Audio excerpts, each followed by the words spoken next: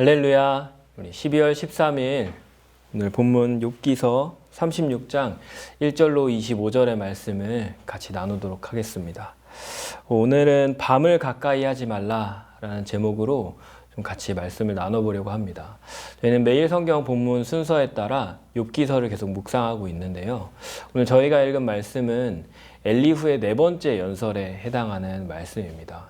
세 친구의 이야기들에 이어서 이제 엘리후가 나와서 욥과 이제 대화, 변론, 연설을 하는 말씀인데요. 세 번을 했었음에도 불구하고 여전히 하고 싶은 말이 남아서 네 번째 연설을 이어가고 있는 그 욥기의 본문을 우리가 마주하고 있습니다. 앞서 세 번이나 언급했음에도 불구하고 2절 말씀에 보면 나를 잠깐 용납하라 라고 말하면서 또 새로운 어떤 변증을, 어떤 연설을 이어가는 엘리후의 모습을 우리가 보게 됩니다. 사실은 이 엘리후가 네 번째 이야기하면서 뭔가 새로운 멀리서 온 지혜라고 언급하면서 새로운 또 다른 가르침을 주는 것처럼 보이지만 여전히 엘리후가 욥에게 말하고 싶은 것은 여전히 결을 같이 하는 하나님은 악인을 징벌하고 의인을 구원하신다는 이 신상필벌의 원리를 계속해서 이어가고 있습니다. 엘리후는 긴 분량을 할애하면서 말하고자 하는 것이 무엇입니까? 하나님을 향한 징계와 회개와 깨달음을 통한 회개, 어떤 구원을 욥에게 말하고 있는 거죠. 앞선 세 친구들도 동일하게 이렇게 말했었습니다. 네가 잘못했기 때문에 이런 결과가 뒤따르는 것이고 그렇기에 당장 하나님 앞에 회개하고 돌아오라 라고 선언하고 있었습니다.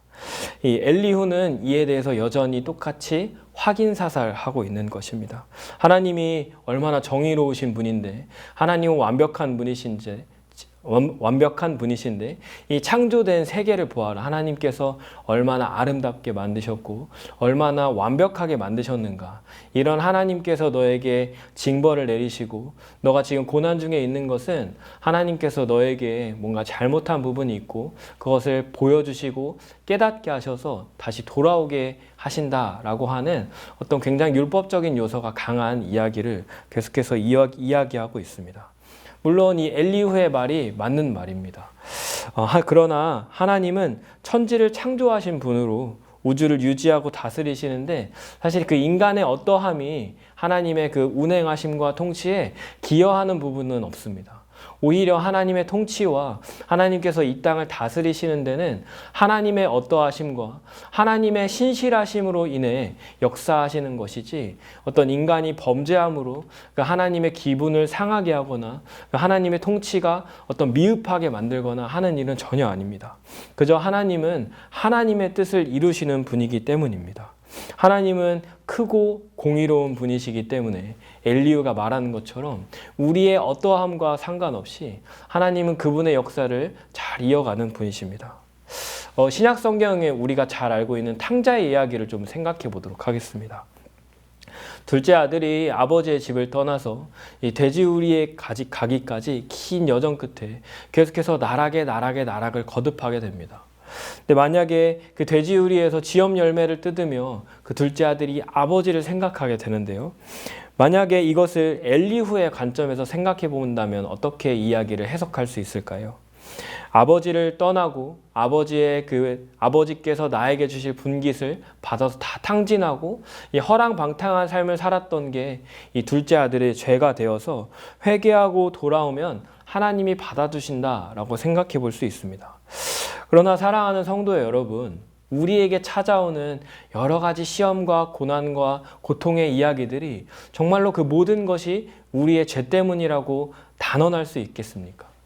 결코 그렇지 않습니다. 물론 우리에게 찾아오는 여러 가지 시험의 거리들, 고통과 고난의 이야기들이 우리의 범죄함으로 찾아오는 경우들도 있습니다. 그러나 하나님께서 그냥 허용하시는, 하나님께서 우리를 시험하시는, 하나님께서 우리에게 허락하시는 시험과 고난과 고통이 찾아올 때도 분명히 있는 것 같습니다. 우리가 욥기서의 내용을 전체를 알고 있기 때문에 욥에 해당하는 이야기가 바로 그런 관점이 될 수 있을 것입니다. 이런 관점으로 우리가 욥의 이야기를 다시 한번 생각해 보죠. 아버지는 사실 둘째 아들이 자신의 분깃을 내어달라고 했을 때 아마 그 모든 것을 어떻게 펼쳐질지, 모든 이야기를 다 알고 있었을 것입니다. 그럼에도 불구하고 이 둘째 아들이 무례한 요구를 아버지에게 했을 때 아버지는 그냥 묵묵히 자신의 그 재산의 절반을 그 둘째 아들에게 내어줍니다. 그리고 아버지는 어떻게 하죠? 그 둘째 아들이 돌아올 때까지 묵묵히 문 앞에 서서 기다리는 겁니다. 그 둘째 아들이 자신의 삶을 잘 살아보고 어떻게 하면 자신에게 돌아올지, 아니면 아빠가 어떤 수를 써서 돌아오게 만든다거나 하지 않고 그냥 그 둘째 아들이 자신의 삶을 다 마치기까지 그냥 허용하시는 겁니다. 기다리시는 거죠. 그리고 어떻게 하죠? 그 문 앞에 서서 그 벼랑 끝에 서 있던 아들이 돌아오기를 날마다 기다리시고, 그 아들이 돌아왔을 때 그 아들을 아낌없이 안아주시고 다시 새로운 옷을 입혀주시고 배불리 먹이시고 잔치를 베풀어 주시고 금가락지를 끼워주시는 아버지의 모습을 우리가 살펴볼 수 있습니다. 복음은 바로 여기에 있는 것입니다. 우리가 범죄하고 우리가 어떤 하나님 앞에 불순종하는 것이 우리가 회개함으로 갚아지는 것이 아니라 하나님께서 우리를 받아주시고 우리를 위해 낮아지셔서 맞추어 주시는 그 하나님의 은혜가 있기 때문에 오늘도 우리가 하나님 앞에 다시 나아갈 수 있는 것입니다. 우리에게 찾아오는 여러 가지 고난과 고통과 시험의 이야기들이 있습니다. 그러나 그것이 모든 것이 우리의 죄 때문이라고 하면 그것은 너무 우리의 인생을 너무 올가매고 깎아내리는 그 가슴 아픈 이야기인 것 같습니다. 때로는 하나님께서 허락하시고 하나님께서 우리에게 시험하시는 이야기들이 있을 수도 있습니다. 그러나 이 문제와 고통과 죄의 문제를 주목하기보다 우리를 받아주시고 우리를 안아주시는 그 하나님 아버지의 마음을 우리가 더 주목했으면 좋겠습니다. 그 크고 놀라운 하나님의 사랑이 우리를 덮어주시기 때문에 다시는 우리가 그 죄로 돌아가지 아니하고 다른 길로, 거룩한 길로, 믿음의 길로 가게 하는 하나님의 놀라운 은혜가 있는 것입니다. 우리가 100을 빚졌을 때 100을 탕감받는 것이 아니라 우리가 100을 빚을 지었을 때 우리가 만을 탕감받는 것이 복음의 능력인 것 같습니다. 하나님의 사랑인 것 같습니다. 그 놀라운 크고 넘치는 하나님의 사랑이 있었기 때문에 그 다시 죄의 자리로 가지 않고 도리어 우리를 돌이켜서 다른 믿음의 길로, 거룩한 하나님의 삶으로 나아가게 우리를 만드는 하나님의 놀라운 은혜의 능력이 있는 것입니다. 사랑하는 성도 여러분, 오늘 하루도 우리가 삶을 살아갈 때 이 은혜가 우리의 삶에 가득하기를 예수님의 이름으로 축복합니다. 우리의 죄와 잘못이 우리를 올가매고 괴롭게 하고 삶을 파괴하는 것이 아니라 도리어 우리를 향해 낮아지시고 맞추어 주시는 예수 그리스도의 은혜를 바라보며 그분을 향해 달려가는 저와 여러분들 다 되시기를 예수님의 이름으로 축복합니다. 우리는 참 연약해서 죄를 짓고 불안해하곤 합니다. 우리가 큰 화를 입게 될지, 내 인생에 찾아오는 여러 가지 고난과 고통의 문제가 있을지, 그것들이 우리의 죄 때문인지 계속해서 우리는 불안해하고 초조해하는 마음들이 있습니다.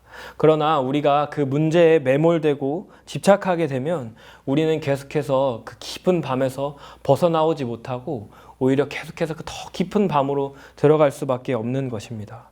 악인이 살 수 있는 길은 밤의 인생으로 돌아가지 않고 빛으로 나아오는 것입니다.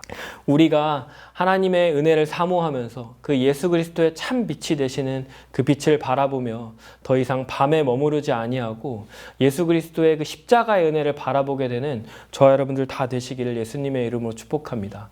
이것이 우리에게 허락하신 복음입니다. 죄악의 깊은 밤을 사모하며 괴로운 하루를 보내는 것이 아니라 예수 그리스도의 참된 빛을 바라보며 우리를 맞아주시고 거두어 주시는 하나님의 은혜로 가득한 하루를 보내게 되시는 3일의 모든 성도님들 다 되시길 예수님의 이름으로 축복합니다.